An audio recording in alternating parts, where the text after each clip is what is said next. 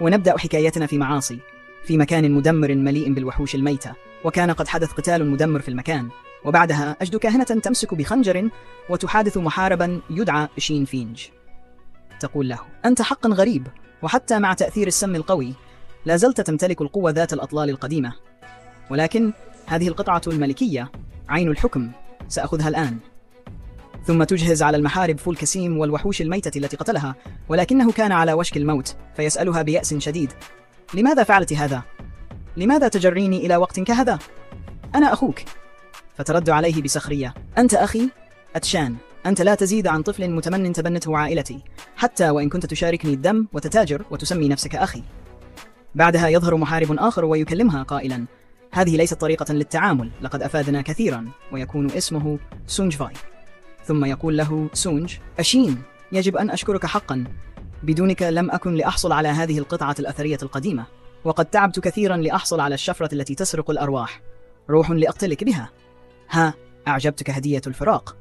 فيرد عليه تشين: أنا الذي ربيتها بعد وفاة والدينا، ودعمتها دائما حتى بعد نزول اللعبة إلى الواقع. خاطرت بحياتي عشرات المرات لأجلها، لقد أخطأت في الحكم عليك يا أختي العزيزة. لكنها ترد قائلة: كنت تتدخل في حياتي دائما وتحاول السيطرة علي. في السابق حين كنت أنا وسونج بحاجة لحمايتك كنت مفيدا إلى حد ما، لكن الآن بعد حصولي على القطعة الأثرية أصبحت بلا فائدة. وهنا يهجم سيونج على تشين قائلا: مع السلامة يا تشين. لكن تشين يهاجمه بكل قوته قائلا: حتى لو مت فسآخذك معي. ولكن في النهاية يتمكن سيونج من قتله.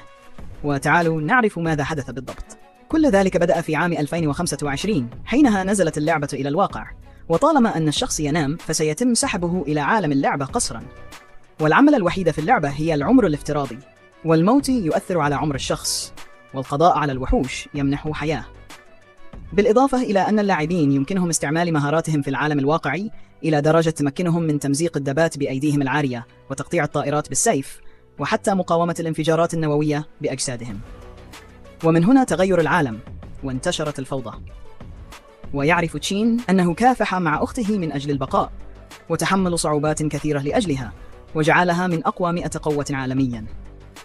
وبعد التغلب على المخاطر واحدة تلو الأخرى، وبالكاد نجا من الموت مرارا لا تحصى، استطاع أخيرا غزو الأطلال القديمة، وحصل على قطعة أثرية تدعى عين الحكم.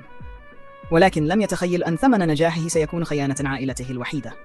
وفي النهاية كل ما فعله وكل ما تحمله لأجله كان من نصيب شخص آخر، لكنه رفض تقبل ذلك، وتمنى لو أتيحت له فرصة أخرى. حينها لم يكن ليؤمن بشيء سوى أن يثبت لنفسه أنه يستحق، وأن يكون قادرا إذا ما أعطي فرصة ثانية.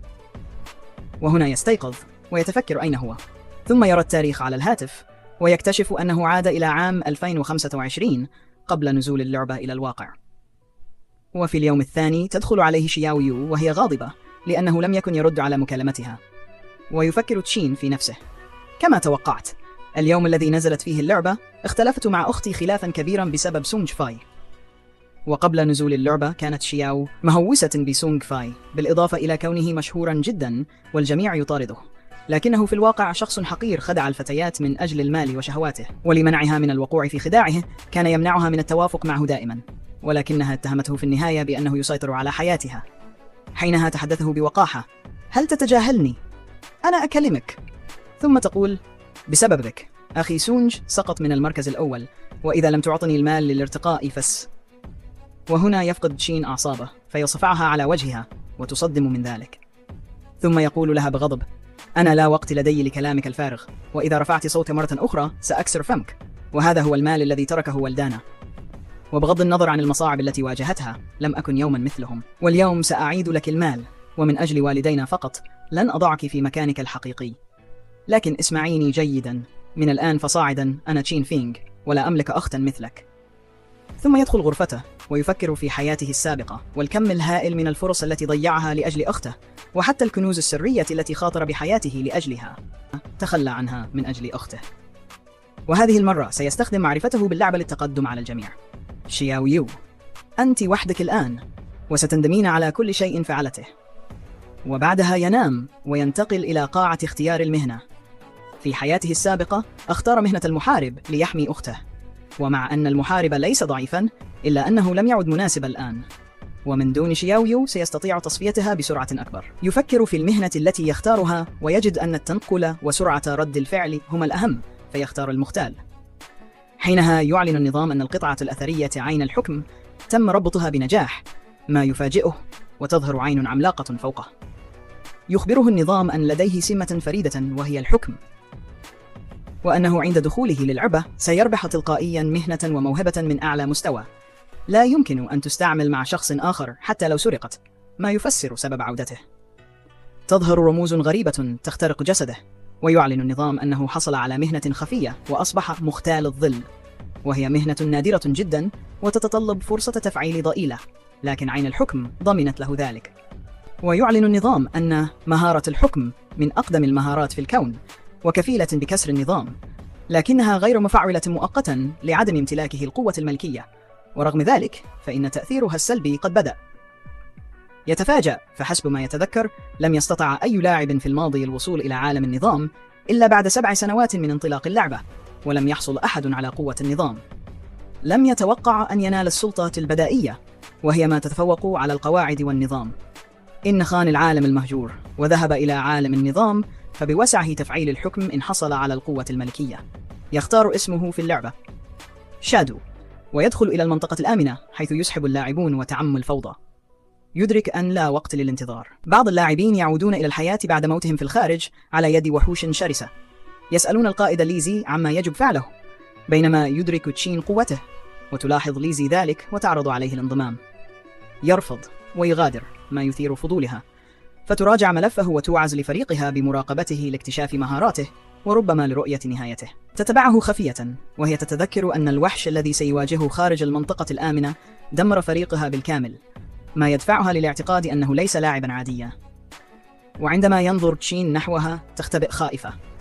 يفعل مهارة الظل ويختفي، ما يفاجئهم. يعود إلى المنطقة الآمنة ويحسن قوته، ثم يتجه إلى الغابة حيث ينتهي تأثير التخفي. يفتح نافذة النظام ويكتشف أن عمره الافتراضي 75 سنة، وسمته أكثر من 10، فيما يبدأ أغلب اللاعبين ب10 سمات فقط. يضيف 5 نقاط حرة إلى الرشاقة، ويواجه وحشا زاحفا من المستوى الأول. يعلم أنه يمتص العمر الافتراضي. يتفادى الهجوم ويفعل الظل، ويظهر خلف الوحش ويوجه له ضربة قاتلة في عنقه. يكتشف أنه قتله بضربة واحدة بعد أن تجاوز الضرر 100، ويتذكر أنه حينما كان محاربا أقصى ضرر أحدثه كان 40 فقط. يتذكر لحظة منح أخته عمره المكتسب، ويشعر بالغضب وهو يمتص المكافآت. يحصل على 3 أيام قابلة للتداول، و45 سنة ونصف غير قابلة للتداول. يدرك أن كل لاعب من الفريق الميت خسر 30 سنة، ما يعني أنه كان يجب أن يحصل على أكثر من 100 سنة، لكن لأن الوحش لم يمت تماما على يده نال فقط 54 سنة، وهي غير مفيدة حاليا. يفعل مهارة الحكم ويحصل على موهبة النمو النهائي، وهي موهبة بدائية تكافئه عند قتل الوحوش بنقاط تطور، وقد نال 5 نقاط منها. ينفجر الأمر في مهارة الظل، ويرتقي من عادي إلى البرونزي، ويطور مهارة الطعن من مستوى منخفض إلى مستوى عادي. يشعر تشين بالدهشة من تركيبة المهارات، وبعدها يسمع صوت فتاة تتحدث إلى محارب وتقول له: إن هذا النحيف قتل وحشا بمفرده، أليس من المفترض أن تكون هذه اللعبة سهلة؟ وبقوتك تستطيع القضاء عليهم جميعا. فيرد عليها المحارب بكل فخر قائلا: أنا هنا لأحميك. في تلك اللحظة يلاحظ تشين وحشا على الشجرة، فيهاجمه ويختار عنكبوتا ضخما ويقتله في ثوان. ثم يظهر تشين من الخلف ويطعنه، موجها ضربة في عين الزعيم، مما يجعل الزعيم يغضب بشدة ويهاجمه بعشوائية. يبتعد تشين بسرعة، بينما الوحش يهاجم كل مكان، ويدرك تشين أن الوحش ذكي وغاضب ويحاول معرفة مكانه، فيما تكون العناكب الصغيرة في حالة تأهب. فيعاود تشين الهجوم بضربة حرجة تفقد الزعيم كثيرا من صحته، ثم يهجم على نقطة ضعفه ويخترقه بسرعة ويفعل التخفي مجددا ويستمر في الهجوم. ننتقل بعدها إلى المدينة، ويعلن النظام الجماعي أن شادو ارتقى إلى المستوى الثاني، والجميع متفاجئ من أنه قاتل الوحوش منفردا. فريق الفتاة ليزي مصدوم لأنه ارتقى إلى المستوى الثاني بهذه السرعة، وحتى الاثنين الذين كانا يسخران منه في الغابة صدموا من كونه قتل العنكبوت الكبير الذي هاجمهم سابقا. وفي ذلك الوقت كان تشين يحصل على المكافآت ويعرف أن العناكب الصغيرة هربت بعد موت الزعيم. حصل على 46 سنة قابلة للتداول، واكتسب مهارة اليد الجشعة وخنجر الأكال. يستغرب تشين من المهارة ويقرأ وصفها، ويعرف أنه يمكن استخدامها على الوحوش المقتولة للحصول على نهب إضافي. يقول: إن هذه المهارة قوية جدا وستفيدني أمام الزعماء الأقوياء، مع أن معدل تنشيطها هو 20% فقط، لكن لو ربطتها بمهارة النمو اللانهائي ألن يكون بإمكاني تعزيز معدل انخفاض وكمية النهب إلى ما لا نهاية. ننتقل بعدها إلى العالم الواقعي، حيث يتوجه الطلاب إلى المدرسة، وتحاول زميلة يو إقناعها بالاعتذار لأخيها، وتقول لها: كفانا ما فعلناه، لقد تخطينا الامتحان البارحة من أجل دعم سيونج، وأخوك بالتأكيد غاضب. لكن يو ترد عليها بعجرفة: أنا لست مخطئة، هو من يجب أن يعتذر. يصلون إلى المدرسة ويرون جمعا كبيرا من الطلاب، فتذهب زميلة يو لتعرف ما يحدث. تلاحظ حالة اختفاء غريبة، فتسأل طالبا عما حدث، فيقول: كان بخير قبل قليل، فقط نام قليلا ثم أصبح هكذا. وهذه ليست المرة الأولى، بل تتحدث في أنحاء العالم كلها، والخبراء لا يعرفون السبب. تفكر زميلة يو بإبلاغ أولياء الأمور لأخذ الحيطة، وتقول لصديقتها إنها ستخبر أخاها، لكن الأخيرة ترفض وتقول بغل: سيكون من الأفضل لو مات. في ذلك الوقت يطور تشين مهارة اليد الجشعة إلى المستوى الذهبي، مما رفع فرصة النهب الإضافي من 20% إلى 70%، وحصل على مكافآت إضافية ونقطة تطور. الآن هو بحاجة إلى نقطة واحدة فقط ليكمل معادلة النهب بنسبة 100%. بعد ذلك يجهز كل معداته، لأنه من المؤكد أن الحكومات العالمية قد علمت بالأمر وستسعى للسيطرة على الوضع، لذا يجب أن يسرع في تقدمه. ومع مرور الوقت سيعرف الناس أن مهاراتهم ومعداتهم يمكنهم استخدامها في الواقع، وحينها ستعم الفوضى. لكن هناك شرطان لاستعمالها خارج اللعبة: أولاً، يجب أن يصلوا إلى المستوى العاشر، وثانياً، يجب أن يجمع السنين القابلة للتداول. لذا قرر تشين أن يبحث عن الزعماء ليطور نفسه بسرعة. وفي تلك اللحظة يسمع صوت معركة، فيجد أمامه فريقاً يقاتل زعيماً من المستوى الثاني. يقول في نفسه: لقد وصلت في الوقت المناسب. لكنه يتعرف على الفريق الذي يقاتل الوحش، وقائدهم اسمه هوانغ مينغ، وقد انتشرت عنه شائعات بأنه دخل اللعبة للمرة الأولى وكون فريقاً من اللاعبين ذوي الفئة الخفية. يفعل هوانغ مهارة الدفاع المقدس ويصد هجوم الوحش، ثم تهاجم الساحرة بالنيران، ويهاجم رامي السهام من بعيد، والكاهن يقدم الدعم من الخلف. لكن الوحش يتحرك بسرعة كبيرة ويتفادى كل الهجمات، ثم يهاجم المدافع. يصاب الفريق بالدهشة من قوة الزعيم الكبيرة، لكن القائد يشجعهم على الاستمرار ويأمر المعالج أن يعالجهم من الخلف. في ذلك الوقت كانت شين يراقبهم ويفكر في قائد الفريق هوانغ مينغ، وبالأخص تفاؤله في هزيمة الزعيم، ولكنه نسي أنه في البرية، ولو استمرت المعركة هتجذب وحوش ثانية لعنده.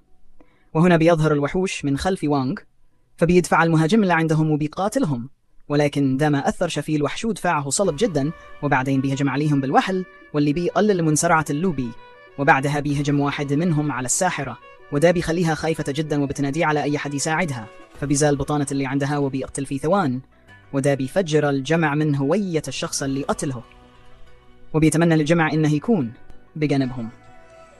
وقتها تشين بيقتل الوحش ورا التاني، وبيقتل كلهم ما عدا الرئيس، وبيشوف بعدها المكافآت اللي كسبها، وبيكسب مهارة التلف السم، فبيطورها لمستوى الفضي، ودلوقتي يمكنها إنشاء سهام من السم تسبب أضرار ساحقة. ووقتها الفريق لسه بيقاتل مع الزعيم، فبيهجم الرئيس على وانغ، وبيخترق جسمه بقوة ساحقة، وبيكون على وشك الموت. فبيجي الكاهن بسرعة، ولكن مش هيقدر ينقذه لو فضل الوضع على كده، وبيقول لهم يجب الهروب من هنا بسرعة. وهنا بيتحرك تشين وبيرشق الخنجر في نص راس الزعيم، وبيعين الزعيم من هجوم السهام، وبيسقط وانغ في الأرض، وبعدها بيموت الزعيم. وبيعرفوا النظام بعدها إنه بأكثر من 90% من الضرر كان من الغنام اللي بطنها تشين، وبيترقى للمستوى الثالث، وبيكسب نقطتين مع التطور. وبيتهى ويتفاجأ تشين من قوة مهارة التسلل السام، ومع التخفي يمكنه رمي السهام من غير ما حد يشوفه. وقتها اللاعب وانغ متفاجئ من هذه القوة، وبعدها بيظهر قدامه ضوء النهب، وفجأة بيختفي الضوء، واللي بيكون أخذه بطنه، فبيدي وانغ احترامه لتشين وبيشكره على المساعدة. وبعدها بيسأله عن اسمه، بيرد عليه تشين وبيصحى التعمق أكثر، وبالفعل بيسمع كلمته وبيغدر وانغ مع الفريق، وبيعرف وانغ إنه لو يحتاج لأي شيء يكلمه.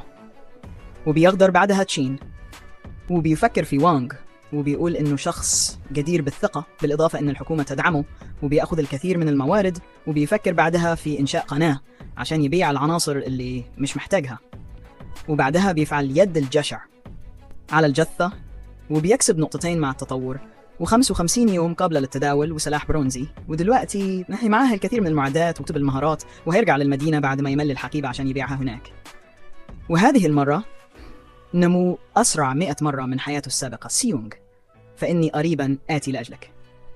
وقتها بالله فريق بيقاتل وحوش المستوى الثاني، وبهجوم قوي منهم الكثير هربوا بسرعة، ولكن بيظهر قدامهم زعيم قوي جدا وبيهجم عليهم وبيقتل في ثوان. ونرجع بعدها للمدينة، وبعدها بيرجعوا للحياة من دائرة البعث. وبيتعصب واحد منهم لأن الوحوش بتظهر دائما في مجموعات، ولما بتقل صحتهم بيهربوا بسرعة.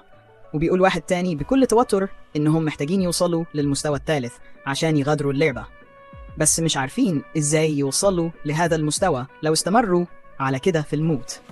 فبيكلم التاني القائد وبيقول إنهم بيحتاجوا لزيادة الأفراد، وفريق مكون من 3 مش هيكفي، وبيفكروا يشكلوا فريق من 6 أفراد أو حتى 10. بس بيقولوا التاني إن ده بلا فائدة، لأن حتى فريق من 10 أفراد لم يتمكنوا من فعل أي شيء وتم تدميرهم بالكامل. بالإضافة إن ده كان ضد الزعيم، ومن شوية فر من 40 سيد اللعنات، وقتل أكثر من 30 منهم في ضربة واحدة فقط. بيقولوا التاني بس لو فضلنا على كده هنكون محاصرين هنا للأبد، وأجسامنا في الخارج هتموت من الجوع. في الوقت ده بيظهر فريق ليزي في دائرة البعث، واللي بتكون متعصبة لموتها المستمر. بيقول لها محارب إنهم ماتوا بالفعل 3 مرات، وقال لها إن عمرهم لأقل من 10 سنوات، ولو استمروا على كده فهيموتوا تماما. فبتقول له ليزي سواء كان ده حقيقي أم لا، عندنا لسه فرصة كمان. وبعدها بتشوف قائمة المستويات وبتفهم سرعة ترقية شادو، وبتفكر مع نفسها وبتقول إنه أكيد عارف بعض الأسرار ومحتاجين يساعدنا للوصول للمستوى الثالث والخروج من هذه اللعبة. وبتقول لفريقها إنهم ينشروا خبر الحصول على شادو عشان يساعدهم للوصول للمستوى الثالث، ولما يرجعوا للواقع هتعطي 10 ملايين نقدا. وبعدها بتقول مع نفسها مفيش أي طريقة لجمع هذا المبلغ الهائل. في الوقت ده بيهجم تشين على وحش الفساد، وبيعرفوا النظام إنه كسب نقطة في التطور.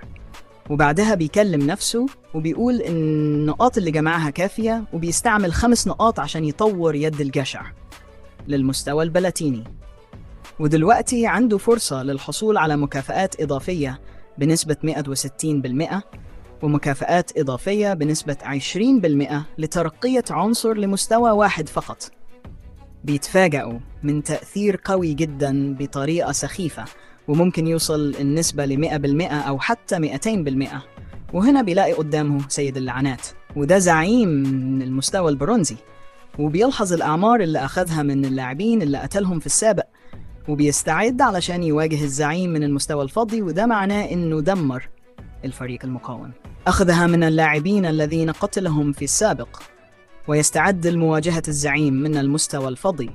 وهذا معناه أنها دمر الفريق المقاوم من 40 لاعب، ويفكر تشين في قتال الزعيم، ولكن بما أن مخزونها مثل أبا الفعل، وحتى لو قاتل فلن يستطيع الحصول على المكافآت أبدا، فيقوم بضع علامة على موقعه في الخريطة ليعود إليه لاحقا. وفي العادة ترك الزعيم تطلب وقتا، فيقرر الذهاب لتصفية المخزون والعودة لاحقا. وفي المدينة ينتشر الخبر عن الشخص الذي قدم 10 ملايين لشادو إن ساعدهم في ترقية مستواهم فقط، وهذا يفاجئ البعض من الكمية الهائلة من المال، ويزعج البعض لأنهم محكوم عليهم بالموت في اللعبة. أما الأغنياء فاستعملوا ثروتهم لحلال الأمر. وهنا يظهر أمامهم شادو وهو يفعل ضع التاجر، ويعرف نظام الجماعة أنه يبيع المعدات والمهارات، لكن هذا متاحل. دقائق فقط ينفجر الجميع من المفاجأة، خصوصاً أنه يرتدي معدات في المستوى البرونزي ويبيع قطعتين في انفصال المستوى أيضاً، ولا يفهمون كيف تمكن من جمعهم. ويستغرب البعض لكونه يضع قناعا على وجهه، فيقول البعض إن مظهره في اللعبة مطابق للواقع، ولهذا يخفي مظهره